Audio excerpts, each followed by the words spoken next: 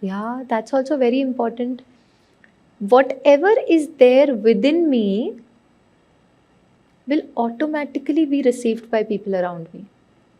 If I say that, I need to compartmentalize anger, which is within me, I need to compartmentalize. You're right. I'm not saying no. It's something that we need to do. But let's say at work, I have been, I was very upset with my team. There are things which didn't go well, and we had a lot of arguments, or maybe with our boss or our HOD or something that happened, and we had a lot of arguments, and not so great day for me typically. I come back home. I know that I cannot, I don't want to shout at my child. Agreed. And I don't, because I realize that detachment is there, that compartmentalization is there, and I don't. But do you think it comes out in some form? Does a child realize आज मम्मा ठीक mood में नहीं है, आज पापा ठीक नहीं है, they're not okay today, it's better to escape, right? They realize. Why? Because what's there within us automatically flows. And at that point of time, even if I've done everything, but because it's within me, even little thing outside not as per me can trigger it. And then we say it's them who are responsible. So I compartmentalized, it was team member, I said something to them, but now I'm saying to the child because the child is react or behaving in a certain way.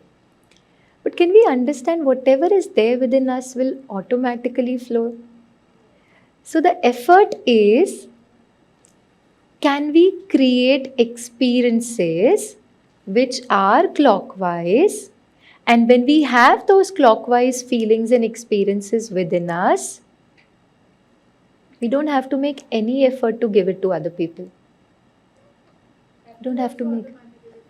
That'll also automatically flow. If I ask all of us sitting here, if I ask anybody of you, we're working so hard in our lives, right? We're doing so many things, whether it is our work, our family responsibility, so many things that we are doing. One question: for whom are you doing all of this? Ourselves and family. How many of us say we are working so hard because we want to give a good life to our children, to our spouse? How many of us are doing everything? So then, yeah, most of us, we're doing it for our family. Now, the same set of people whom we say we're working so hard, and because we love them so much, is it that we give them anything opposite of love anytime? And what is that opposite? Anger, okay. Disappointment. What else do we give? Irritation, we give them irritation. Hanji? Fear. We shout at them, so then they kind of listen to us, so we're giving them fear. Now the question. I say I love them, but at times, I'm not saying all the times, but at times I end up giving them all of this. Why?